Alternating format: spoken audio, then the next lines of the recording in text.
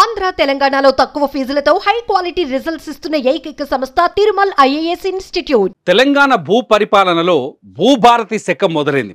రైతులు, భూ యజమానుల హక్కుల రక్షణ, భద్రతతో పాటు పలు రకాల సహాయ సహకారాలు అందించేలా కాంగ్రెస్ ప్రభుత్వం తీసుకొచ్చిన కొత్త రెవెన్యూ చట్టం భూభారతిని ఏప్రిల్ 14 నుంచి 3 మండలాల్లో ప్రభుత్వం అమలు చేయనుంది.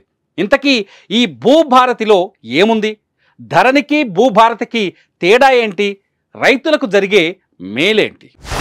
తెలంగాణలో కొత్త రెవెన్యూ చట్టం ఏప్రిల్ 14 నుంచి భూభారతికి శ్రీకారం. మొదట 3 మండలాల్లో అమలు. జూన్ 2న రాష్ట్ర వ్యాప్తంగా అమలు చేసేందుకు ప్లాన్.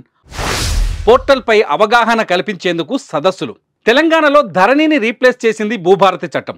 ధరణి చట్టంలో లోపాలు ఉన్నాయని కాంగ్రెస్ ప్రభుత్వం భావించి ఆ చట్టాన్ని రద్దు చేసి భూభారతిని తీసుకొచ్చారు. కోదండరెడ్డి, మాజీ ఐఏఎస్ రేమండ్ పీటర్, న్యాయ కోవిదుడు భూమి Sunil Kumar special grade deputy collector ఆధ్వర్యంలో చర్చించి భూభారతి చట్టానికి రూపకల్పన చేశారు.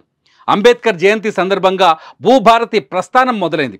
ROR 2020 స్థానంలో ROR 2025 భూభారతి చట్టాన్ని గ్రామస్థాయి నుంచి రాష్ట్ర స్థాయి వరకు అమలు చేయనుంది.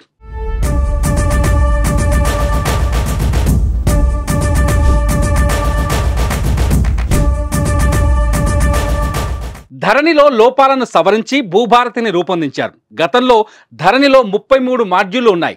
రైతులు పోర్టల్లో దరఖాస్తు చేసే సమయంలో ఒకదానికి బదులు మరొకటి మాడ్యూల్ని ఎంపిక చేస్తే ఇబ్బందులు ఎదురయ్యేవి. ఇప్పుడు అలాంటి ఇబ్బందులు రాకుండా ఈ గందరగోళానికి ముగింపు పలికేలా కొత్త పోర్టల్లో మాడ్యూళ్ల సంఖ్యను 6కు కుదించారు. వారసత్వ బదిలీ సమయంలో కుటుంబ సభ్యులందరికీ తెలిసేలా నోటీసు జారీ, విచారణ ప్రక్రియ చేపట్టే వ్యవస్థ కూడా అందుబాటులో ఉంది. దీంతోపాటు ఈ పహానీని 11 కాలమ్స్తో అందుబాటులోకి తీసుకొస్తున్నారు. ధరణిలో కేవలం భూ యజమాని పేరుతో మాత్రమే పహానీ తీసుకొచ్చారు.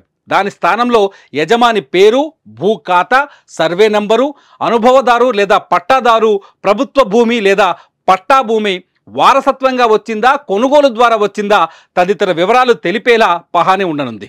3 మండలాల్లో తొలుత ఈ పోర్టల్ను పైలట్ ప్రాజెక్టుగా అమలు చేస్తారు. రాష్ట్రంలోని 3 ప్రాంతాల నుంచి ఒక్కో మండలాన్ని ఎంపిక చేయాలని సీఎం రేవంత్ రెడ్డి సూచించారు.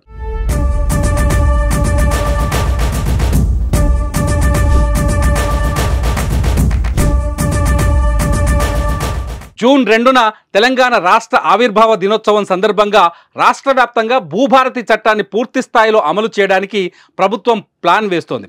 ఎటువంటి సమస్యలు రాకుండా ముందుగానే జాగ్రత్తలు తీసుకోవాలని ప్రభుత్వం భావిస్తోంది.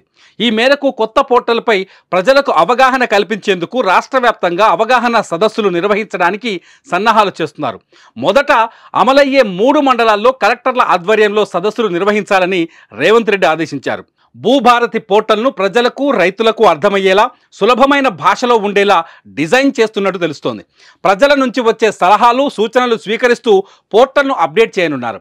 వెబ్సైట్తో పాటు యాప్ను పకడ్బందీగా నిర్వహించాలని సీఎం ఇప్పటికే ఆదేశాలు జారీ చేశారు. భూభారతి అమలుతో రెవెన్యూ వ్యవస్థలో కీలక మార్పులు ఉండనున్నాయి.